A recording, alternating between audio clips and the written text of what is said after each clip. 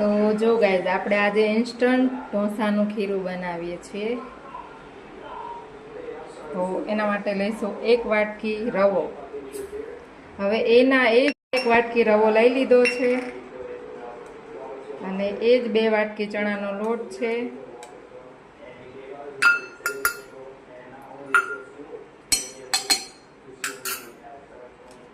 હવે એમાં નાખીશું આપણે સ્વાદ અનુસાર મીઠું,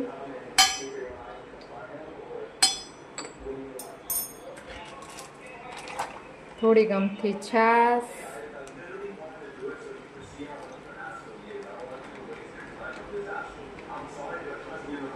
અને જરૂર પૂરતું પાણી.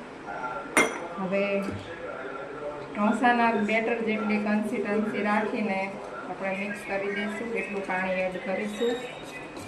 તો તમે જોઈ શકો છો એકદમ બધું મિક્સ થઈ ગયું છે, પણ આપણે રવો નાખ્યો હોય તો રવો થોડુંક પાણી શોષે, એટલે એના કારણે આપણે થોડુંક પાણી એડ કરીશું.